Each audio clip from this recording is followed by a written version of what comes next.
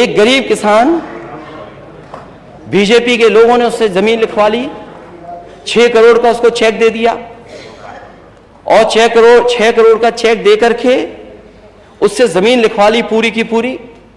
उसके बाद उन्हीं बीजेपी के नेताओं ने कहा कि चेक में कुछ गड़बड़ी है, हमें वापस दे दो।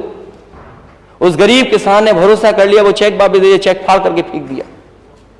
वो दर बदर भटकता रहा, घूमता रहा, उनके घरों पे गया, पुलिस पे गया, कोई अधिकारी नहीं बचा जिसका दरवाजा नहीं खटखटाया हो, लेकिन उसको न्याय नहीं मिला। मजबूरी में उसने आत्महत्या कर ली और आज भी उसकी 2 बेटियां दर दर भटक रही हैं, कोई अधिकारी नहीं बचा जिसके घर न गए हों। वो जीरो टॉलरेंस बीजेपी के नेता के लिए है। वहीं पर और मसले हुए हैं, और भी घटनाएं हुई, केवल एक नहीं घटना है। हालांकि अध्यक्ष महोदय आपने थोड़ा हस्तक्षेप कर दिया था, नहीं तो व्यापारी की क्या स्थिति हो गई थी। आपसे बेहतर कोई नहीं समझता बात को। आप भी उस परिवार से मिले, मैं भी मिला हूं परिवार से। क्या यही सरकार का जीरो टॉलरेंस है? जीरो टॉलरेंस पॉलिसी क्या है आपकी? ये जीरो टॉलरेंस क्राइम बीजेपी के लिए जीरो टॉलरेंस है। बीजेपी कार्यकर्ताओं को खुली छूट है, जो चाहे सो कर ले। ये जीरो टॉलरेंस है आपकी। मैं तो उदाहरण दे रहा हूं, अगर आप पे उदाहरण हो तो बताइए। अगर आप पे उदाहरण हो किसी चीज का तो आप बताइए। और वहीं मुझे याद है एक परिवार, मां बेटी, जिसको जिंदा जला दिया गया था, जिंदा जला दिया गया था कानपुर देहात में। उस समय जो डिप्टी सीएम की बातचीत थी उस परिवार से जो बातचीत थी मुझे अभी भी याद है। वो डिप्टी सीएम ने कहा कि नहीं, मैं आपके परिवार का हूं, आप बिल्कुल फिक्र मत करना, मैं उन सबको सजा दिलाऊंगा, कोई बच नहीं पाएगा, किसी को मैं छोड़ूंगा नहीं, मैं उनको 302 में जेल भिजवाऊंगा। क्या यही जीरो टॉलरेंस है आपकी?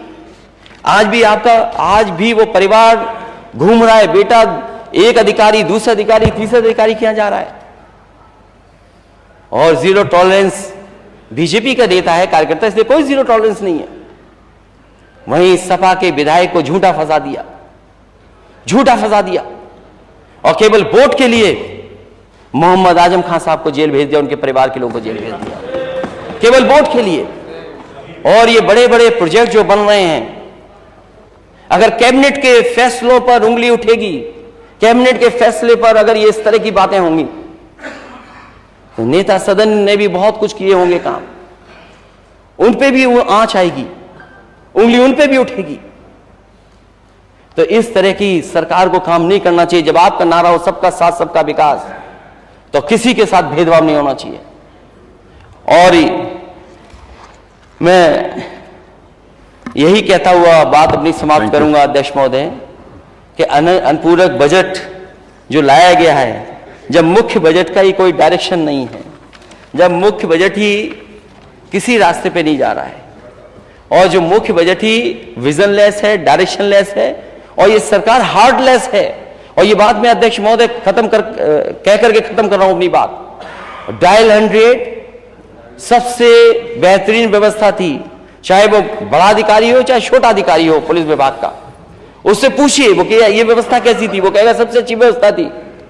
लेकिन उस व्यवस्था को चलाने के लिए समाजवादी सरकार में फैसला लिया था कि कोई अगर पहला कॉल रिसीव करेगा वो लड़की होगी, महिला होगी।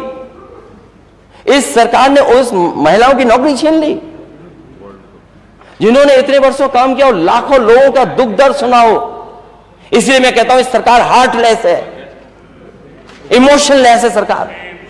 उन बेटियों के साथ जो व्यवहार हुआ सर्दी में, न केवल 69,000 में जो आंदोलन कर रही है उन बच्चियों के साथ व्यवहार है, जो कि डायल 100 जिन्होंने उत्तर प्रदेश के घर परिवारों में न जाने कितनों की मदद की होगी, उनके साथ क्या व्यवहार हुआ है, क्या व्यवहार हुआ उनके साथ।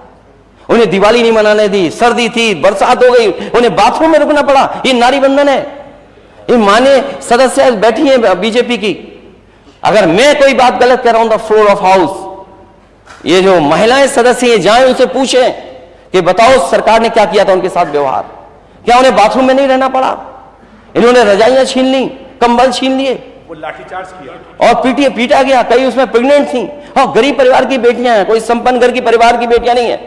और जिस कंपनी को आप दे रहे हो टेंडर, आप गरीबी का मजाक उड़ा रहे हो और कहते हो कि आप 3,000 मांग रहे थे, हम 6,000 में नौकरी करा लेंगे। ये गरीबी का मजाक उड़ा रहे हो आप लोग। जो लोग नौकरी के लिए केवल 3,000 रुपए मांग रहे हो, महीने का बढ़ जाए उनका। ये $1 ट्रिलियन इकोनॉमी सपना है आपका कि आप डायल 100 की बेटियों के साथ ये व्यवहार करेंगे।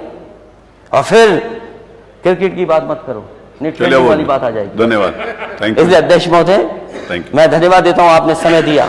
और ये अनुपूरक बजट जो लेकर के आई है सरकार, अगर पुराना पैसा नहीं खर्च कर पाए हैं तो ये पैसा क्या खर्च करने के लिए लाए हैं कि जेब में पहुंचाने के लिए लेकर आए हैं। मैं इन्हीं शब्दों के साथ आपका बहुत बहुत धन्यवाद देता हूं।